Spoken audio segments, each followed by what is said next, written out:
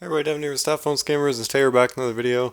I've got a very exciting and very special video for you guys to sort of kick off the end of summer, I guess. That's what you want to call it.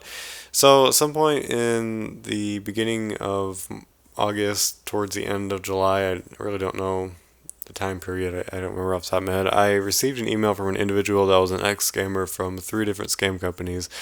And he was willing to do an interview with me, and we did this. I believe it was must have been a week and a half ago. We did an interview together, and it went out really well. It turned out very well, actually. He shared a lot of information that sort of ties in with a lot of the stuff that I bring up all the time, stuff that David brings up all the time, also known as Scammer Revolts. Ewan, also known as IT Advocate, brings up all the time. It really ties in, and he shared a lot of stuff that I also didn't know that were going on. And I'm not going to spoil any of that. You guys will have to watch the interview or listen to the interview. A couple things I do want to point out. Out of respect for his privacy, he asked that I don't share his name or the companies that he worked for. So throughout the interview, you're going to hear beeping sounds. And that's just me censoring out when either one of us said the company names. So as of this recording date, as I'm recording this little segment here for the video, I don't know if comments are going to be disabled or not. I'm going to ask him. I haven't asked him yet. If they are, I ask you to please respect his decision in that. He's been through a lot.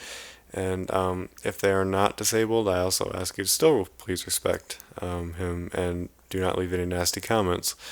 Um, what he admits and he knows what he did was wrong, and I respect him for acknowledging that and moving on from his bad doings, and he's come a long way compared to some of the other scammers that are still knowingly and willingly scamming people. So this is directly from someone that worked in 3 call centers, and like I said, he shares a lot of insightful information that I think is probably a good thing to know, and it's really interesting. And so I hope you guys sit through this entire thing. I know it's long, but I hope you guys kind of sit through it because it's really interesting. Um, a couple of other things, not related, but school has started for me, so I'm personally going to be uploading probably only one video a week, if even that. Um, in September, things are going to be a little bit busy for me because I'm going to be focusing on my presentation in the fall. It's like almost the fall now. I don't. Anyway, my presentation in October to senior citizens. I'm going to record that actually and put it up on YouTube when that comes. It's about an hour and a half long, so I need to be prepared for that. So I'm going to spend all month working on it. So I'm not saying there won't be any videos, but there's not going to be a lot of videos for the month of September for me anyway. However, there I'm in the process right now of trying to interview new people to join SPS. Those of you that applied in July, I'm working on getting interviews set up. If you received an email from me about an interview, then you know that you're gonna be interviewed. If you didn't receive an interview, then sorry, you just didn't make it this time. I guess there'll be other opportunities of joining SPS. But so once we bring these new team members on, there's going to be a lot more uploading on this channel, not from me. I'll still be uploading, obviously, but there'll be from other people too uploading on the same channel, so that way there's more scam baits going on, and you guys kind of get a different personality of scam baiting, I guess, I don't know.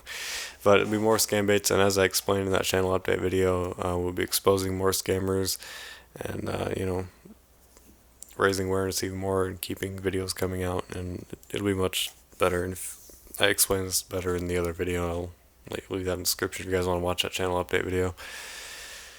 But again, I'll let you guys listen to the interview now. I want to thank this individual very much for giving up his time to allow me to interview him, and for reaching out to me.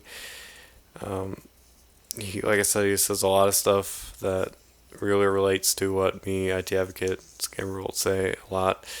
And when I made the choice of raising awareness as a main goal for this year, I think it really was the right thing because he explains how raising awareness has what it's done to tech support scammers and things like that, and how it's affected them more than I would say trying to report a scammer to GoDaddy, for example, who does absolutely nothing.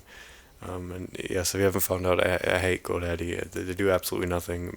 I've talked about this before, and I know many team members talked about this before, that reporting scammers usually do not do anything. We can still do it all we want to. It usually has no end result, but it's just the way it is, unfortunately. So raising awareness is definitely the key, and as T explains in this video, he basically confirms it. So anyway, I'll stop blabbing on and on. I have a good tendency of doing that, and let you guys enjoy the interview. Yes, Stephen. Let me just start with my particular experience. I don't know. You might have certain questions, but then you also may be wondering how to approach this thing, right? I I think the best thing to do is I think it'd be best if you kind of just gave your story from beginning to end of what happened, and then at the end I'll ask any questions I have. Yeah, sure, sure. Even see around 6 to 7 years back, I was going through something personal where I wanted a job. Instantly, I wanted a job, so Okay. I got into call centers and all. Mm-hmm. So I stayed with a call center that was a genuine, legitimate call center working for big software companies like Autodesk. Oh, okay. You must be aware about AutoCAD software. So AutoCAD is their flagship software. So initially, we used to work for certain third-party clients. So after working with a decent company, genuine company for 2 years, then I had to make a change because of certain circumstances. So I went into this technical support industry. Okay. And the very first company where I joined in, my first experience, my first day was kind of shocking. Mm. Those people over there were taking calls related to emails, Mm. Yahoo email, Gmail, Outlook, and all. So that was way long back in 2012, 2013. Okay. So if someone forgets his username or password, so people are not able to get onto their emails. So what they used to do was, it was a relatively smaller setup, and they did not have any quality parameters or any ethical stuff going. So they used to focus on just the sales numbers, because whomsoever works for technical support, Mm. there are basically two profiles when you join such company, or the people who are working in such certain setups. There are certain people who are called tech sales representatives, and there are certain people who are called tech support representatives. So tech sales would be the first point of contact. Mm. If it happens to be a phishing page, and if you're dialing up any of the random scammer number, so you would be ending up with their sales department, that is called tech sales. And once a particular call gets converted according to their own quality parameters, so then the second level call, the troubleshooting, is done by a technical person, relatively technical person. I would not say that they're all good engineers and all. Mm. But the second level support, once a person pays whatsoever is being demanded of for the person, then he gets in touch with the technician. He might have good resources, good technical knowledge, but then the communication level is extremely poor. Mm. And with my first company, on the very first day, I got this shock of my life. But then again, I was struggling financially, so I had no option but to carry on. Mm. And for that particular setup, I just worked for 15 to 20 days. Then I switched over a lot, and eventually I got into, if you're aware, was Yep. probably a bigger brand name some time back, Mm. right? So over there, those people, they had a good infrastructure, good quality parameters. But then eventually, when you go through the entire process of your training, technical training, then they also give you certain specialized sales training, Really? right? So they make you think initially that it is everything that is technical and that is legit. But then over a period of time, in the biggest of the setups, you get to know that there are certain loopholes, that there, people who have been working there, they adopt to certain scare tactics, even if they're not, showing certain, nonsense things like event viewer and all. Mm. But then still they would talk some very technical things, genuine things. But then, they'll beat around the bush, and then again they would come to the point of, uh, paying some sort of a service fee for a one-time fix, or some sort of a service plan, software support plan. Mm. So Oh. there are very, very few companies that I've known who have worked genuinely. Apart from that, there are thousands and thousands of smaller setups Mm. where, they would just generate calls by and all. And when the customer just calls in, then the only challenge for them would be to get the remote access of the computer. So once a person gets remote access, then they do profiling of the customer, how good a person is technically. Mm. And then they do certain rapport building, wherein they would talk about their family, the business, the work profile that a person has. Then accordingly they'll ask for money.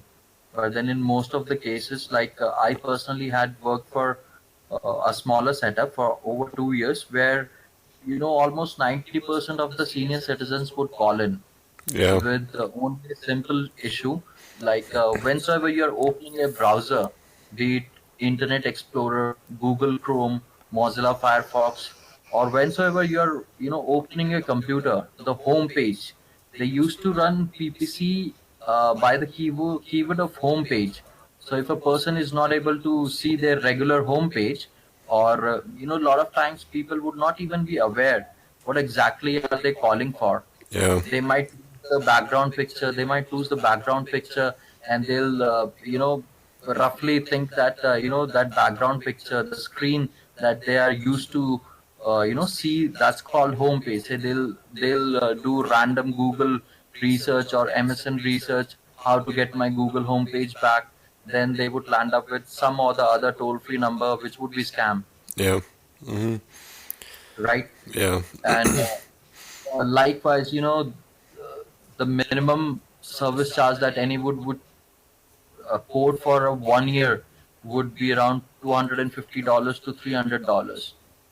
Oh. Be it any issue. I still remember, a couple of people, and I've done certain mistakes, but then I've also helped a few people. So I do remember certain names personally. There was a customer. She had called us just to get the background picture back, which was unfortunately of her husband who had passed away some time back, and she did not have any funds. Uh, I mean, for that minor issues, people call us up, and I have witnessed certain instances wherein person would be suffering from cancer. Mm-hmm. I mean, such grave diseases, and they Yeah. would be literally crying on the phone. And you know there are certain individuals working as fake tech support agents. They would try to extract as much as they can, and they have certain tricks Yeah. where they would even lock up the computer. They'll put up certain Windows password. I'm Mm. not that technical person, but then I know there's something wherein if you're sharing your computer via remote, then someone can lock your entire computer, and they do it. I've seen people doing it. Siski? Yeah, Siski, Mm-hmm. correct, Siski. They'll just put in some Siski password, and then they'll force the customer to just call that particular number back again and again. Yeah. Yeah, I've had And many people try to do that when I scan bait. Just put a Siski on the yes, machine. It doesn't work though because I and block it, but this kind of practices, they usually happen in very, very small setups. mm-hmm. Like if you talk about tech support centers, initially around 8 years back when this whole industry started, it was certain big players like and there's a BPO that's called Quattro. So these people, they do have certain certification, as genuine certification from Microsoft, that they have proper training and resources. But then there are only less than 1% of this kind of setups. Mm, Rest 99% are all fake and scam, unfortunately. yeah. And I do have couple of my friends. In fact, a lot of my friends, I'm not in touch with them right now. Only in touch with a couple of them. They also have felt the very same thing, and most of them, they never want to get back to this kind of profile. Yeah. It's not easy. Um, And there's last thing that I want to inform you about. This whole thing starts because of the difference in economy. yeah. If someone is working in any of the other job profile apart from this kind of scam company, so they would be getting less than half.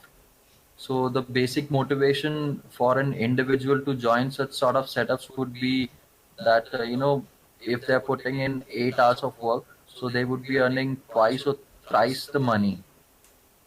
But then things have changed. Mm, Today things have changed. Governments have acted up. Even in India, every single year there are thousands of smaller setups which are closing down. it, yeah. Sorry, I had to sneeze. um, yeah. So, did you get any commission off of anything, like any support services that people signed up Yes, for? yes. See, I'll let you know the exact breakdown of the payout. The company called. I would not want you to quote anywhere about the name of my company. It's a humble request.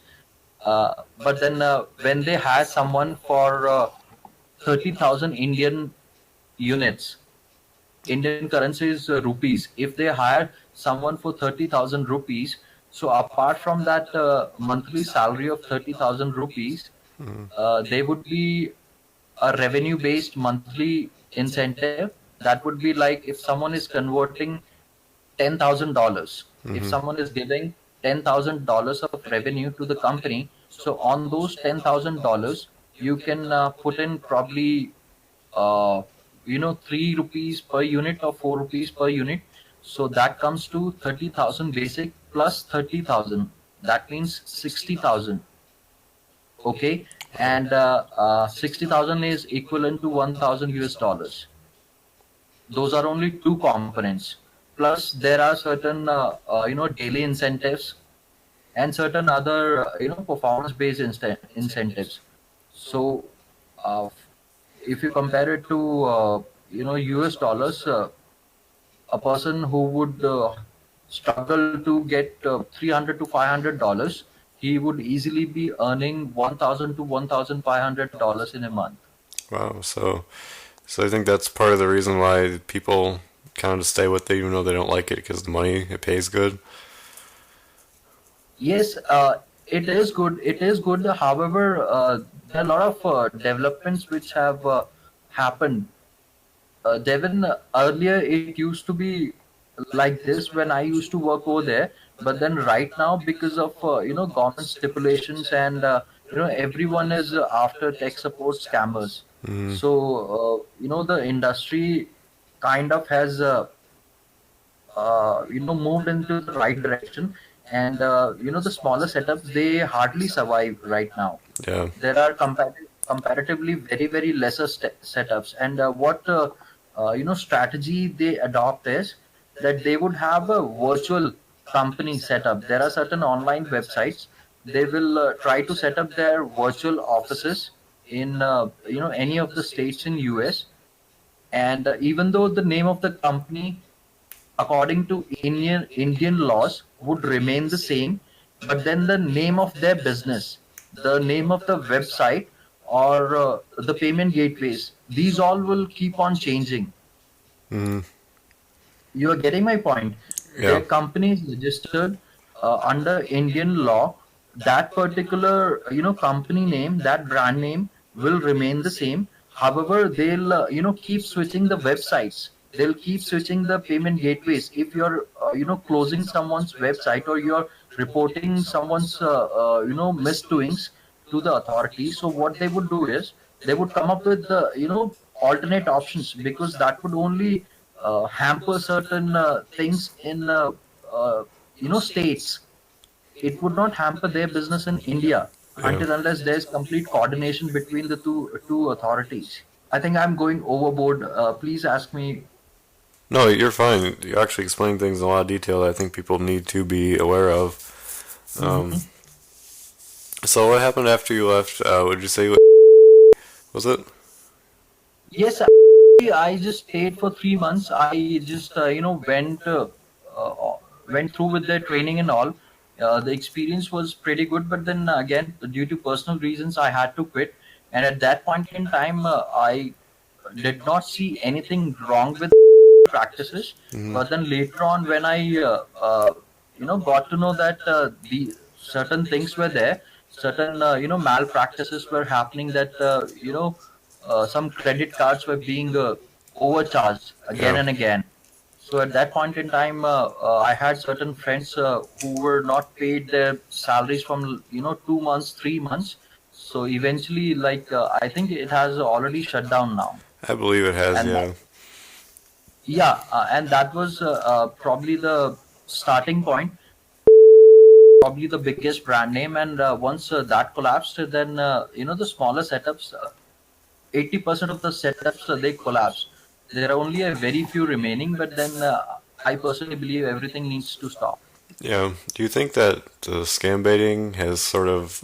Do you think that the scam baiting community, like what I'm doing, you think like this is part of the reason why some of these smaller setups are collapsing so quickly right now? Absolutely, absolutely, Devin.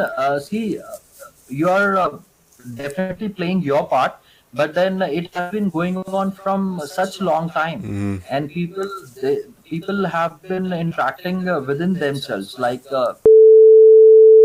when I was doing my last few months, at that point in time, I used to get a lot of negative feedback, that people were being told by their relatives, by their friends, if one person gets scammed, so obviously he's going to be sharing his experiences, his or her own experiences with the relatives, the friends, and everyone is warning the other person.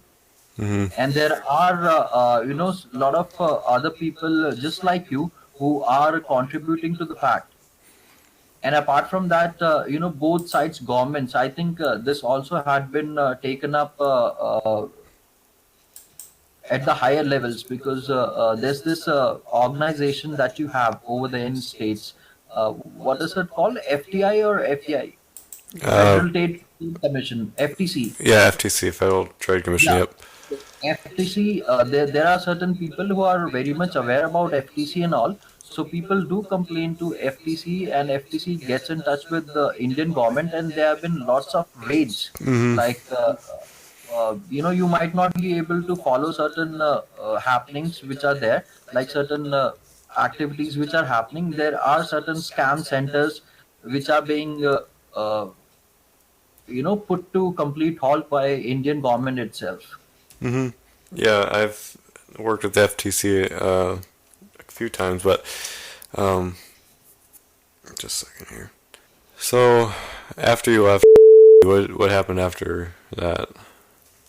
As I told you that I had left for my own reasons, then I went on to another smaller setup that was called uh, a smaller company, where we had a strength of around 20 people. Okay. And that particular company used to run their uh, pay-per-click campaigns, PPC campaigns, their SEO campaigns on homepage. So they were generating good amount of calls, and if someone is calling for homepage, so obviously the person is not going to be computer literate. So over there, the company had earned a pretty good amount of dollar amount, and my life was a lot easier over there. Hmm. But then over a period of time, after interacting with such people, like I still remember those names. There was a lady And then I just remember a few names, but then there have been lot many other cases. Yeah. And I used to be the more tenured ones over there. So somehow I never felt that it is correct, so I was the last one. If there are 10 people available over the calls, so I used to take the last call. Hmm. And if there's someone who's technically as good as you are, or if there's a technical person, if he uh, tells me that this and this thing you are saying wrong, so I never had the guts to you know argue with the person. Hmm.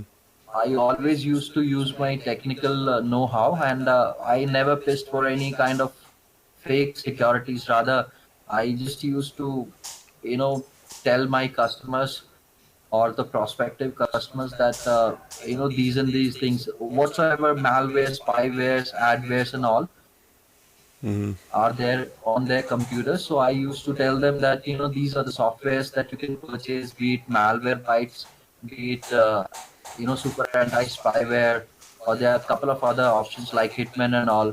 But then wheresoever I used to see that person would be able to handle these things by themselves, so I hesitated to pitch. I hesitated to pitch where I saw that person was not technical, and it was better for the person to not to involve himself Hmm. in purchasing multiple softwares and then again getting computer screwed.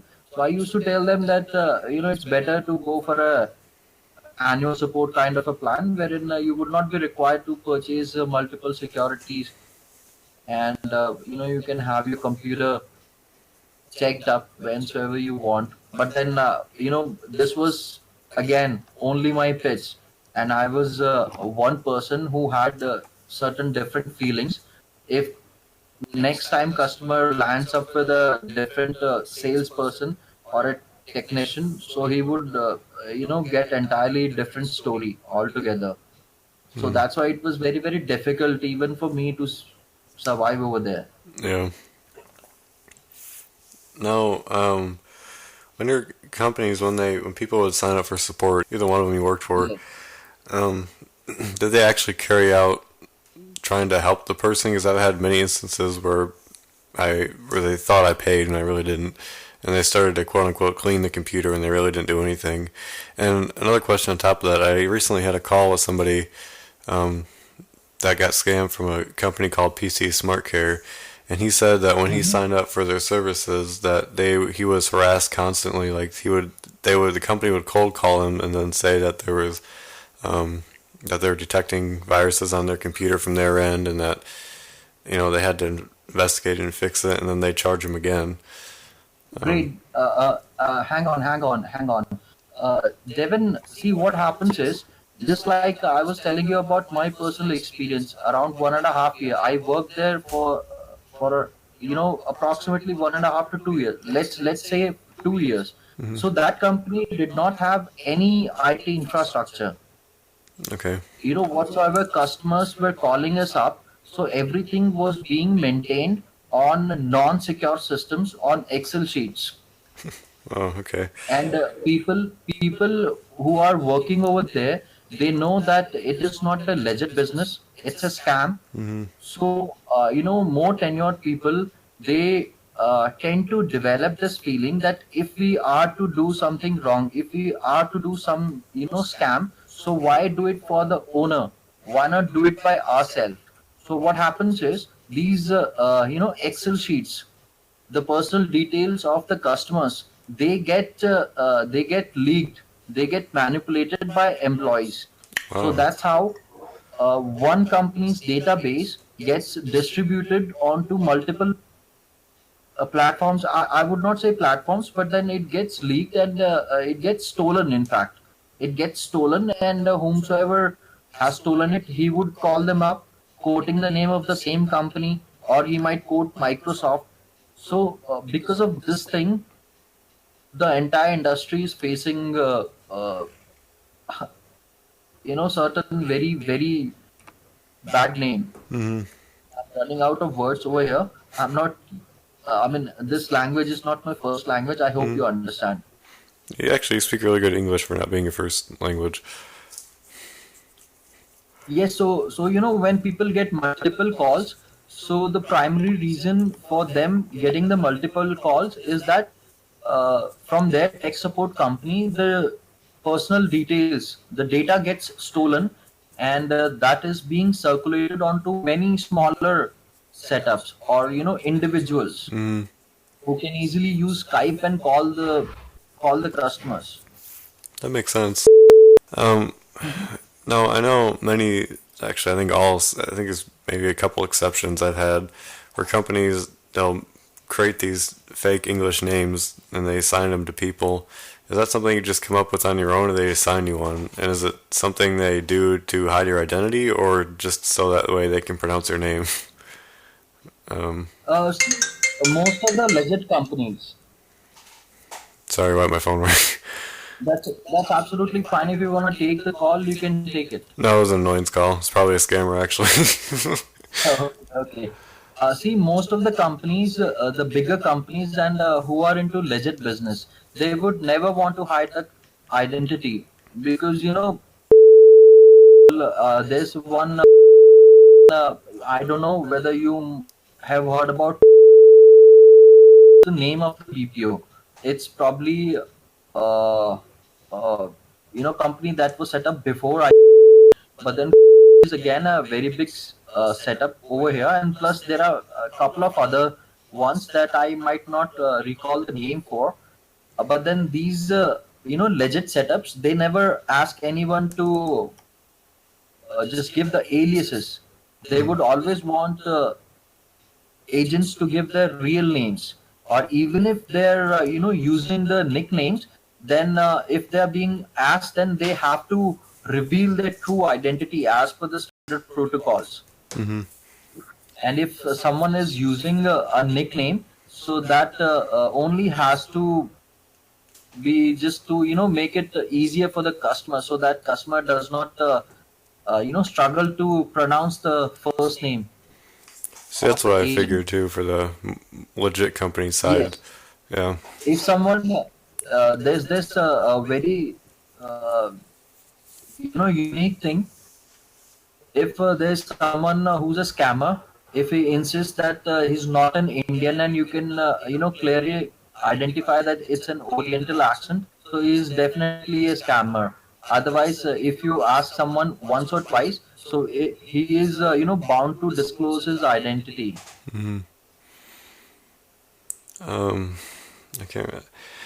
Many of the scammers I do talk to, if I try to ask the real name, they won't give it to me. Usually, it's I don't know. No, if someone is not giving you the real name, that definitely confirms he is a scammer. Okay, yeah. So, yeah, I figured that they may actually have aliases on the legit side too, just like you said, to make it easier for the customer to say, pronounce or whatever. Yeah, even in that case, the companies, they do have the regulations that if a customer is asking you what is your real name, you are supposed to be giving your real Right. name. And Yep. when someone is not doing it, so they do have quality analysts, and they would be caught if they don't follow the practices. Hmm. So, for did you have to pick a name or was it assigned to you? No, I had to pick my own name. In Okay. smaller companies, they don't assign you a name. You can pick any random name. The logic over here is, if you have only 20 people, so you can freely pick any of the name that you want. But then if it's a bigger company, a legitimate company where the strength is in thousands, so if you pick a name, there would already be someone who has the similar name. So that's why a company would be assigning you a name. It's the simple logic for this. Hmm. That makes sense. Um, all right. In any three instances, I guess, when you're going to these companies, that either one of them, the employees when they hired you, tell you it was a scam, or do they? I'm assuming you found out. I think you said that earlier.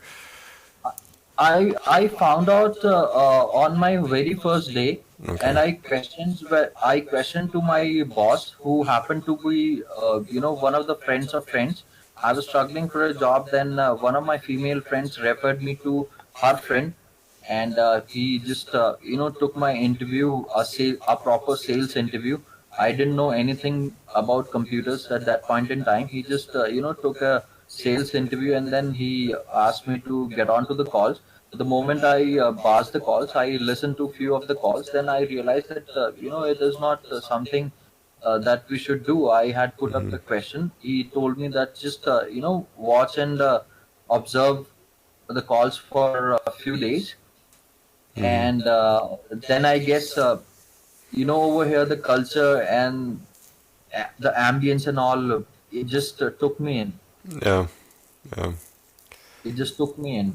I didn't think it twice until unless I interacted with a few people, and then over a period of time it kept hitting my certain parts in the brain. Yeah, it would. I believe you. It would eventually take its toll. Um, I didn't. I'm trying to ask That's questions okay. when I think about it. They were all mixed things. Like it was wrong. I was always aware, Hmm. but then there's a lot of difference. I mean, the quality of life is much difficult over. I mean, not the quality of life, but then the struggle to get bread and butter. Hmm.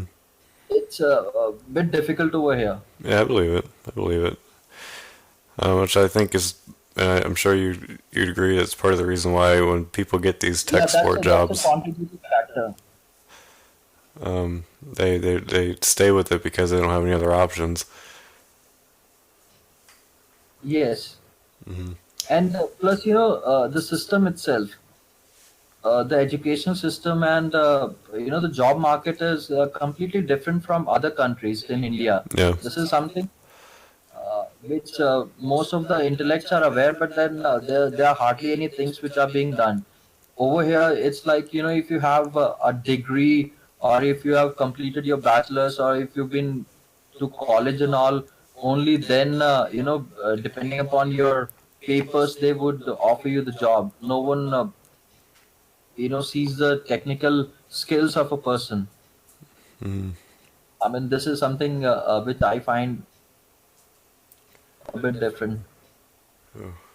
Um, Anything else you may have? um, yeah, I just thought of something. So I can't remember. I got a call somebody that was scammed by.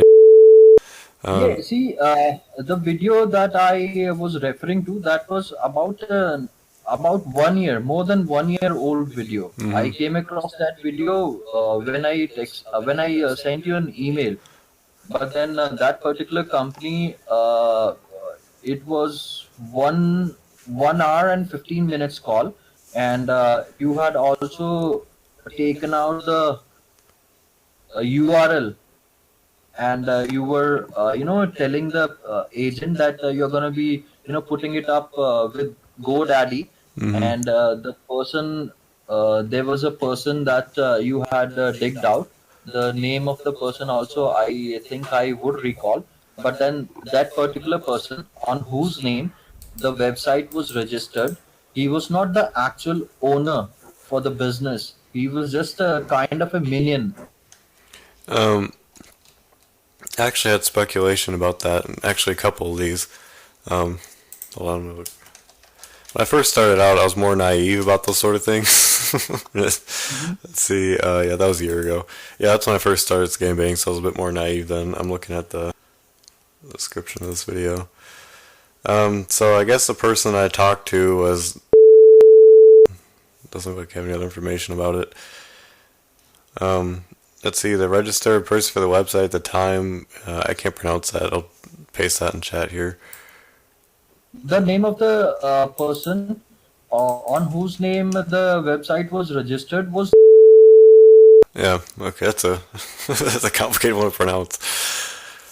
But okay, the whole point is that whomsoever is investing in a scam business, they know that it's a scam, so they do not use their own IDs or their own validations. They use certain other people. Mm. And Yep. it's the obvious thing that, if there's something that is going wrong in future, even the government, if it decides to take action, then they're not going to be caught. So that's why they, most of the time have some other person's name instead Yeah. of theirs. One time I had somebody put in, like, the person that designed the website actually registered instead of the company themselves. So there's been a few instances where it's actually been the owner. I've called and confirmed it, but that seems to be kind of rare. And most of the time they have Huawei's protection. So, you know, Yeah, uh, if it's the owner, who's registering the website on his own name, so that means that he's going to be some individual who may have worked in a technical support company, and an employee of a tech support company has himself registered his own website, and he might have leased or rented some gateway, and he might be working on some stolen data. hmm that's a good point too. Um, I can't remember. Um, this was back in actually almost a year ago now. I had a lady call in. This was relating back to my question. I had a lady call in, and it was about. I don't remember exactly what she said. The call was. I have it recorded. The call was 20 minutes long. Um, Mm-hmm. I don't really have a way to play it, but I believe she said that she had gotten a web pop up and that lured her into GTS. I don't remember exactly what she said, but um, when GTS did pop ups, fake pop ups, and things, I know there's a script, but did you have to basically? Was it like you strictly had to go on that script, and if you didn't strictly go on it, there was punishments involved or anything like that? See, when you look at this particular thing from my perspective, if it's an employee, Mm. so for him, it would be a completely different scenario. Like if you talk about pop-up, so Mm. when I was there, these pop-ups were a new thing. So Yeah. pop-ups are certain things which are not generated by a particular company. Pop-ups are certain things which are probably generated by some software engineers who are technical people, and what they do is they put in certain pop-ups. There are different types of pop-ups, as they call it, in this particular location. In my location, they call it hard pop-ups, they call it soft pop-ups, and pop-up calls are usually generated by very few individuals, who in turn, when these calls they come to those individuals, they reroute the calls. Mm. They reroute the calls to these small centers. If someone is talking to on a pop-up, that means that particular pop-up has not been placed on the person's computer by, rather it has been placed by a third party, and GTS has purchased that particular call from the third party, and they have to pay specific amount of money for every single call. Yeah, that makes sense. Somebody in the community actually made a video. Um, Actually, one of the team members. Anyway, he unveiled that these pop up the phone numbers every time you call it, it's a different company. It alternates. Correct. Is it randomly Correct. or The is it like in phone a number. set? No, it's simple. Like, one is a distributor. Mm. The one who puts the pop-up, the one who puts the bulk pop-ups would be the distributor, and the small call centers or the small scammers, they would be, the actual retailers. Mm. The distributor will generate the calls, and then one distributor who's generating, say for an example, 10,000 calls. So he would reroute those 10,000 calls to probably 20 different call centers, and every time if a person calls upon that particular 800 number, if he disconnects, the next time if he calls upon the very same number, there's a great possibility the call might land up with a different vendor with a different small scammer. Mm-hmm. Yeah, that That's makes how it sense. is being done. And there's one more important thing that has come to my mind, Devin. Mm-hmm. It's a pretty new trend, not a new trend, but then which has been going from last 2 to 4 years. People have shifted their business from selling their software services to installing certain softwares. Like you have antivirus plus what do you call it? The computer servicing. Or I'm not getting the term for it. I'm not sure what you mean. I don't know. Like these are utilities, CC cleaner, Oh and yeah, then the yeah. maintenance services. Like there would be one software which will say that it will be protecting you against viruses. Then it will fix up the performance of the computer.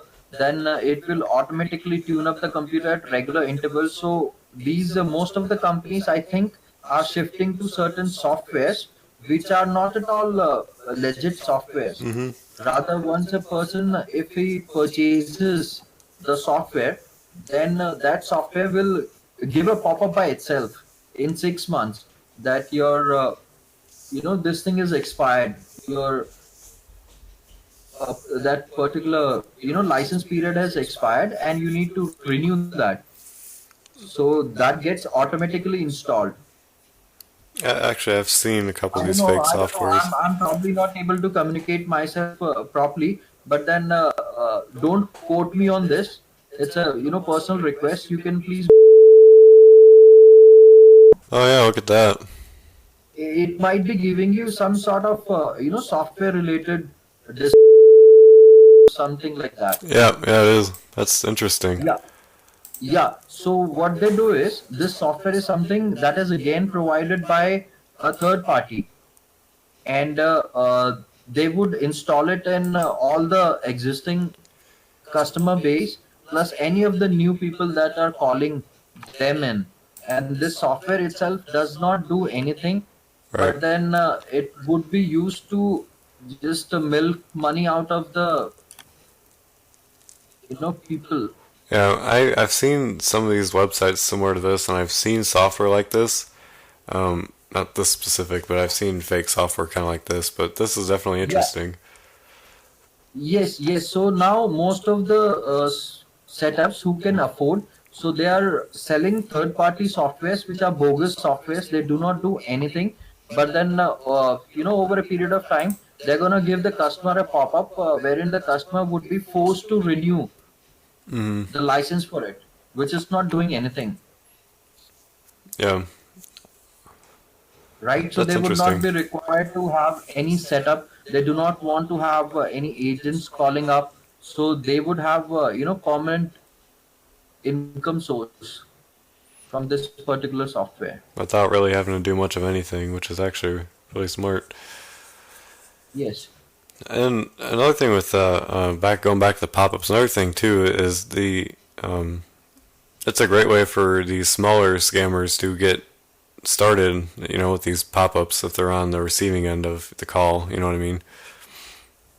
Yes, it used to be, but then trust me, these days the awareness is as such that no one falls for, like, if someone interacts with 100 people, so out of 100 people, only 5 to 10 people would, not know Mm-hmm. that it is a scam. Otherwise, 90% of the people on today's date would already know that this is something which is not legitimate. And I actually can confirm that because when I first started scam baiting, it was so easy to get fake pop-ups. But now when I'm trying to find one, like going through the usual domains of FGoogle, HGoogle, and all these others, it's very very difficult to find one. And Yes, and I think that's part of the scam baiting is part of the reason for that, which is a good thing actually. That it's been it is. that to spread awareness now. Um, there's something else I was gonna ask you, and I just went over my head. So I guess I'll just go back to a general question. So, what eventually made you leave? Um, was there? There were, lot many things. First of all, I was, declining. Like, I was not calling anymore. I wanted to move out from calling Mm, as fast as I could, because, you know, I, I mean, I never felt good about, the kind of thing that I was doing. right. Plus, as the industry itself is changing, there was a lot of awareness which was, kind of, motivating people to quit the industry, quit the job that they were stuck up with. Just like me, there were a couple of other people who had quit. Mm, Eventually, like, if I mean, I'll accept that I've done wrong things. So when you're trying to say something to a person, and if he believes it, so it's okay, you can get away with it.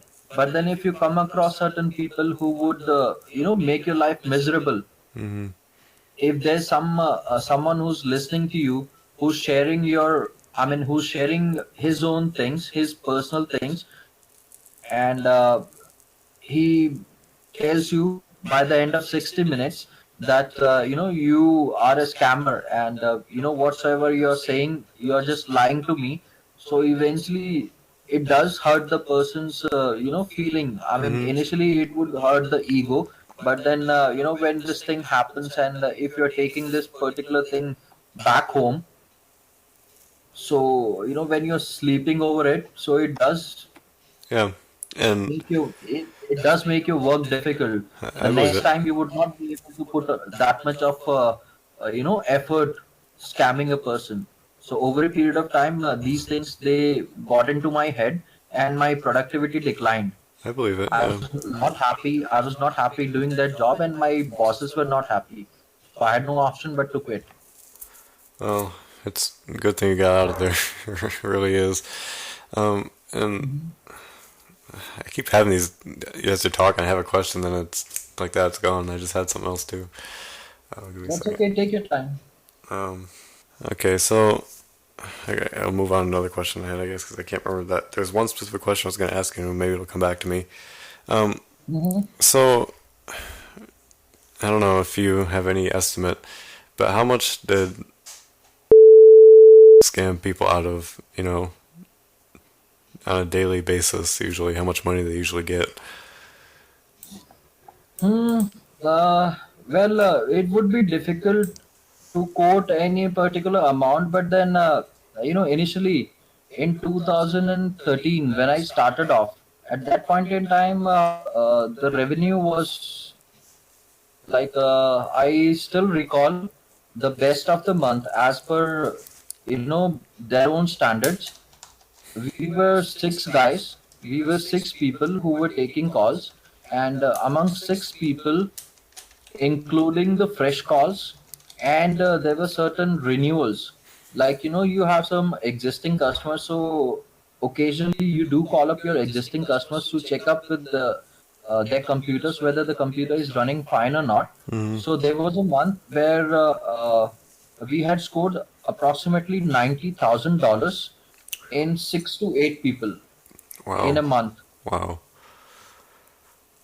So you can, at that point in time, the average figure per person, if someone is taking calls, and if someone is selling customer support plans or computer service plans, so the minimum target for that person used to be 8 to 10,000, and Wow. everyone used to achieve 10,000. Say for an example, if there are 10 people taking calls, 10 people in sales team, so they would be, generating a revenue of $1 lakh in a month, and you can multiply that $1 lakh into 60 to convert into Indian currency. Hmm.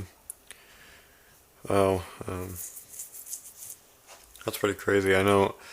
Well, there was one time I gotten into a scammer's gateway, and I don't remember how much it was, but it was a significant amount of money. So it, I don't know. That's good to know. I was really curious about that. My question did come back when you were talking. Um, Hmm.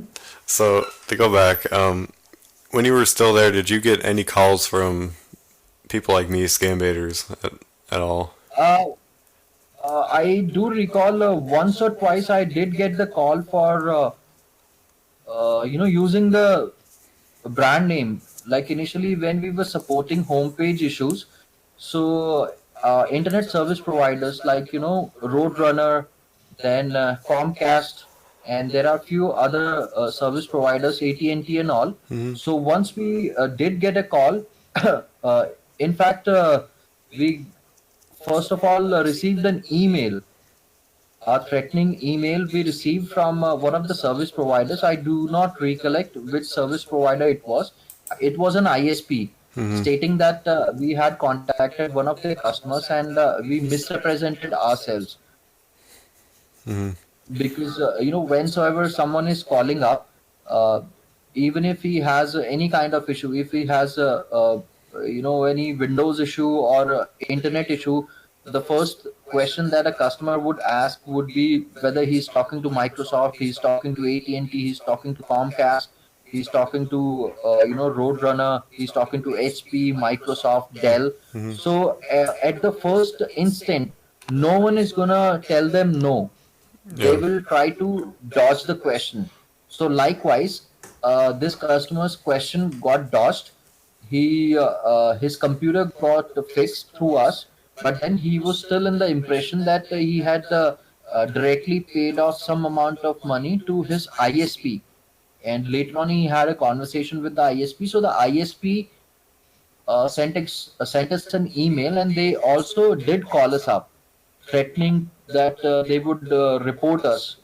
So at that point in time, I had taken the call and I clarified that this is a third party technical support and it has got nothing to do with your brand name. Hmm. And there was certain other technical issues, like there was a duplicate page for which Yep. was visible. Probably some of the earlier employees, they were misusing that particular brand name and they were calling up the existing customers. So it does happen. A lot of companies, they call up the support providers as well. In fact, banks also, they call the support providers. It does happen. Yeah, it's actually interesting you brought that up. There was a company that's also named actually emailed me and wanted me to do something about it because they kept getting harassed with scam bidding calls because they thought that it was basically people that were scam baiting. Um, so that's actually really interesting. Hmm. Uh, okay, well, that answers that question. I'm sure as soon as I stop here, I'm gonna have another question, but I can't think of any more off the top of my head. Um, That's okay. If you have anything more, then you can probably make a checklist or make some notes, and then you can call me up whenever you want. I would be available. okay, I one's ahead already asked. But, um, so if you don't mind me asking this, what are you doing now as a living? If you don't mind me asking. Well, Devin, I'm kind of in different circumstances. I'm, looking to start up something new. I'm even now looking for a job. I'm Okay. even now looking for a job. Just 2, 3 days back, I went for an interview, and I've Oh. been struggling when I came out from this, tech support scams. Then I tried to get into travel based BPOs, but then in travel based BPOs also I've not had a good experience. And this again is again a topic of discussion. A lot of tech support centers are switching to travel based centers. Hmm. Even if someone is booking the ticket, even then people are being cheated. So there are certain things which I've tried, but then I've not found anything stable.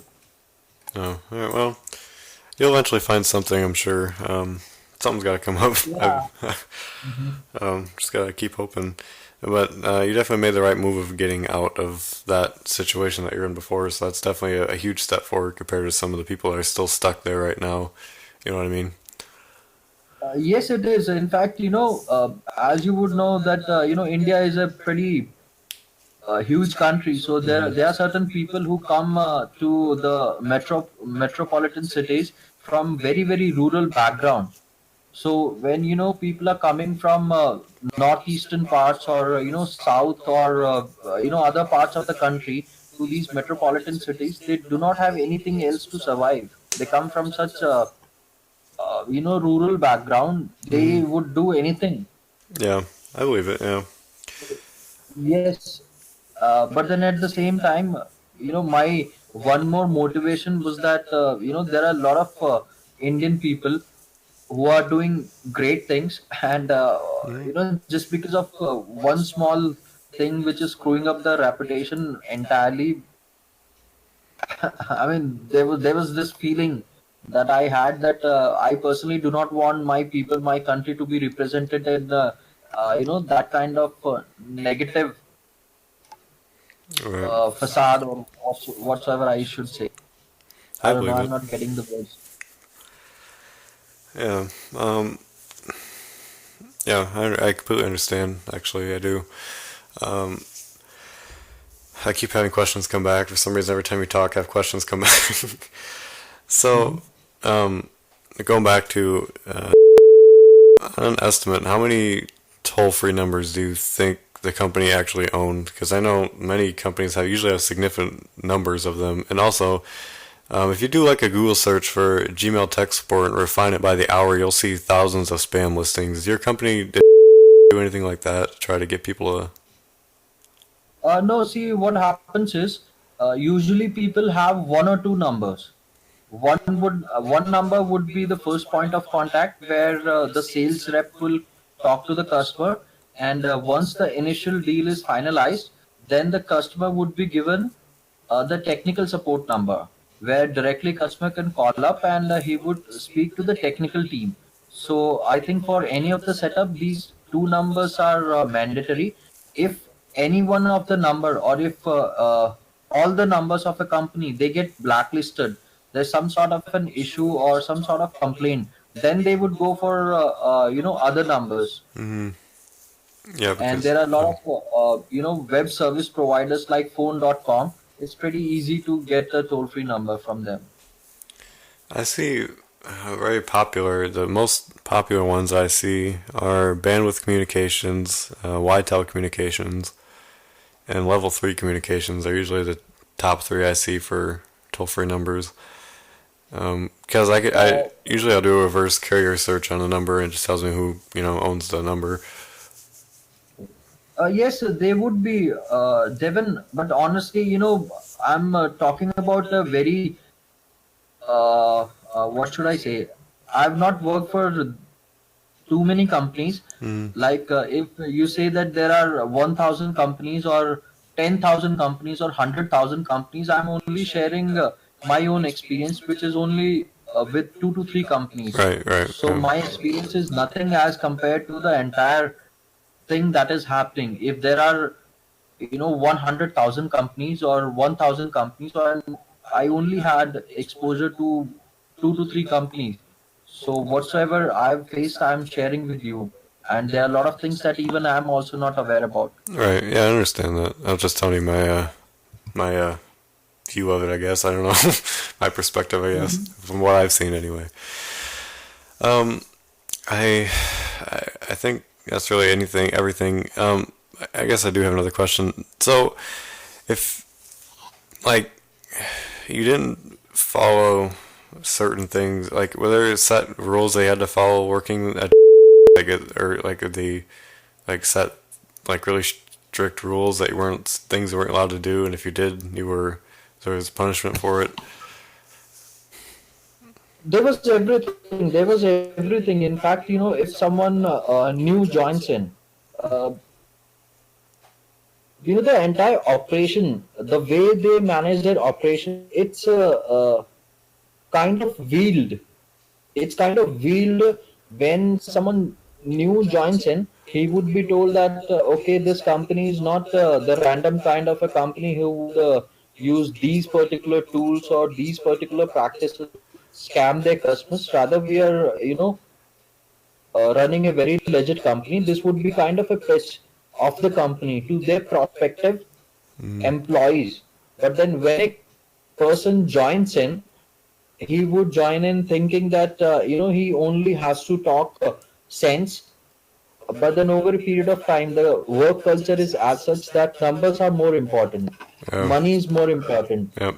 It doesn't matter, whether you're saying the legitimate stuff or you're just saying nonsense bullshit. But then priority is always given to their revenues, how much they are generating. Yes. If a company is generating, if a bigger company is generating good amount of revenue, then they can look into the quality aspect. Then they can probably concentrate on people who are probably using scare tactics or not making sense on the calls.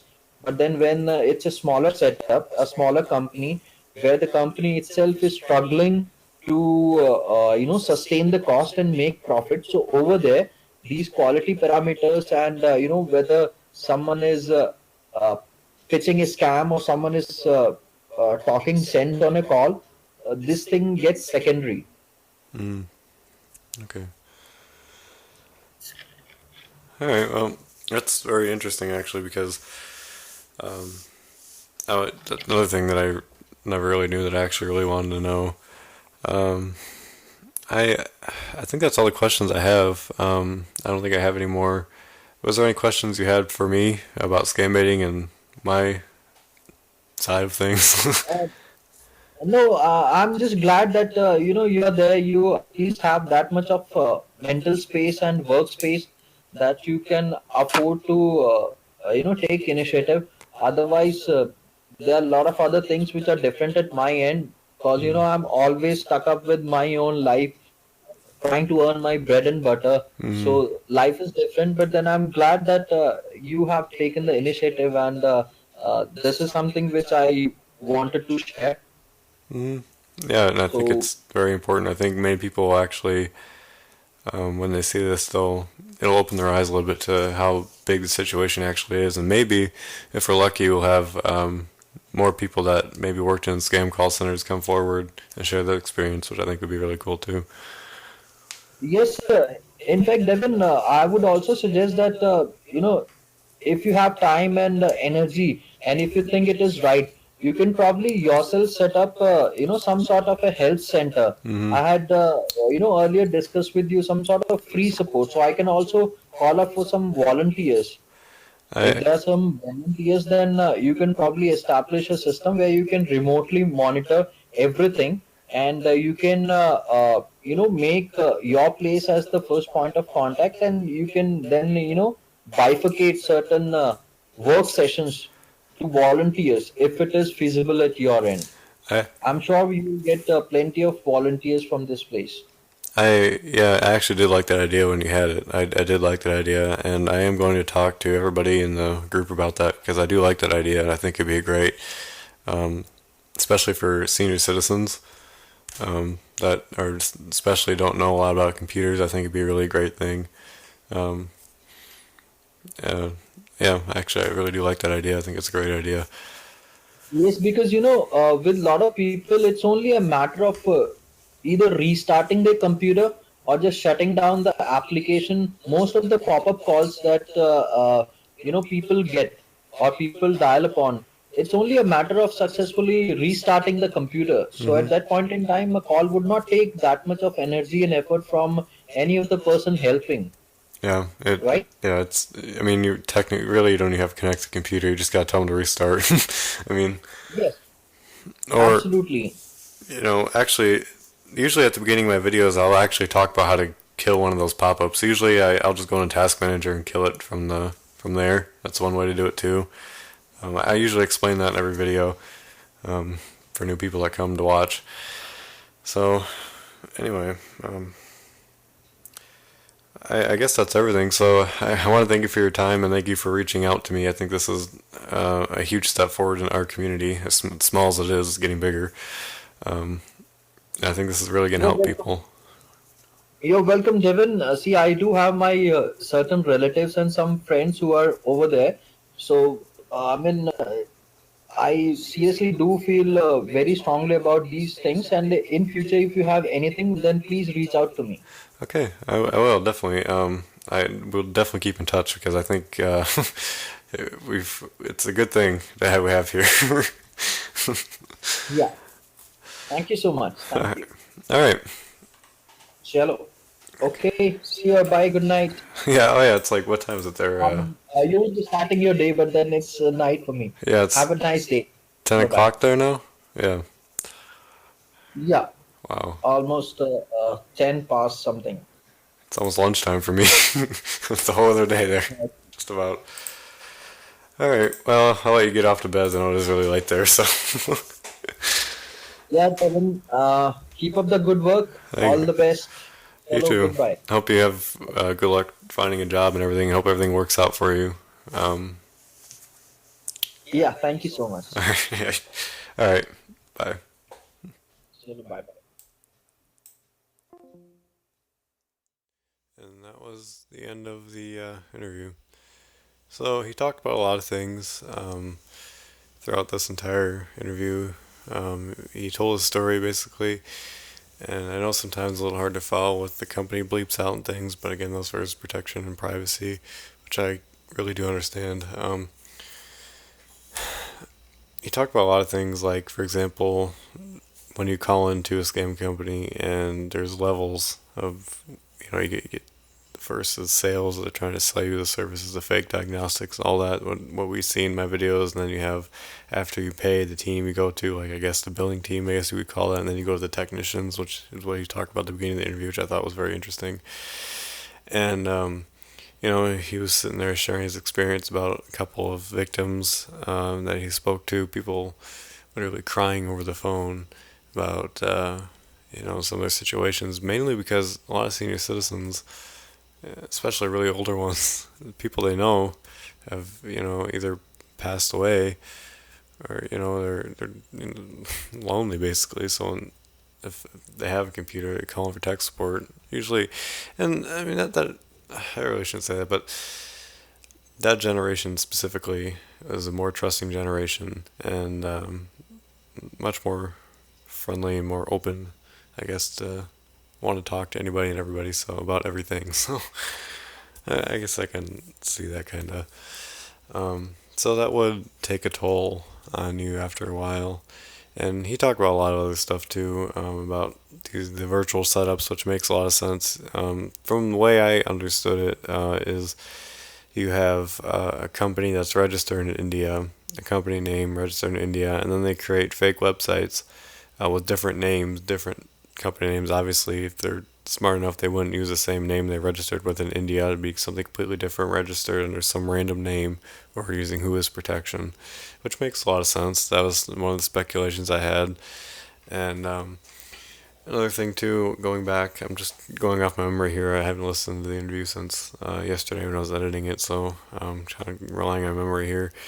Going back to when he talked about how senior citizens, for example, they get used to something, then it gets changed, and then they try calling for tech support. And this I can very much relate to, for just, well, personal experience, I guess, some of the older people I deal with. But, like his example,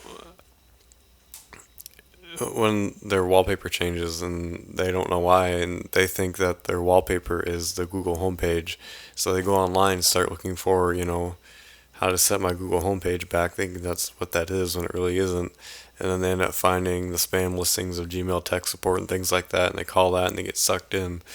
That's what he's talking about there, and that's that's the truth too. If you just search on Google Gmail tech support or anything like that, you'll find millions of listings of, especially if you refine it by the hour, you'll find tons of listings of fake Gmail tech support center things.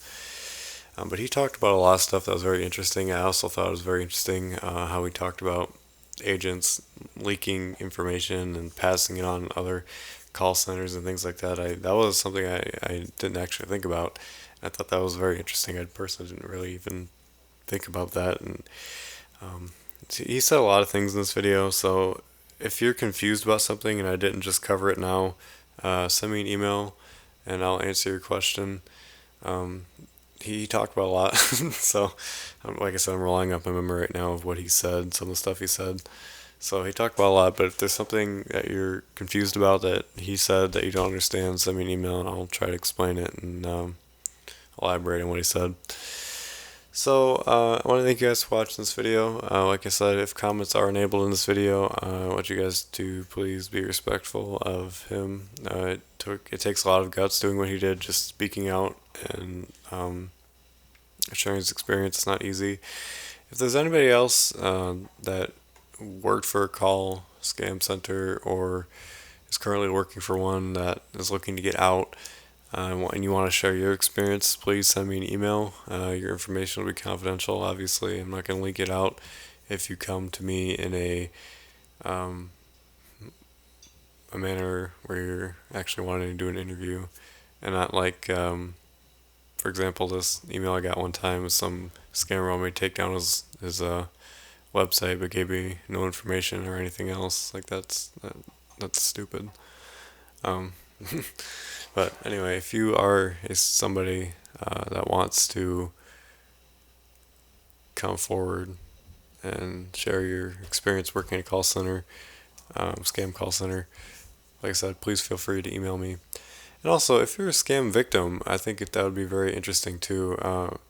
If you're a scam victim and you want to share your experiences, also send me an email and you're willing to do that, of what happened to you on the victim side of thing. I think that would be very interesting. I mean, I've heard a lot of stories personally, but I think maybe if I can get a few stories, maybe a couple interviews, a few stories together in a video, maybe I can create something kind of neat for people to listen to, so you kind of get both sides of the story.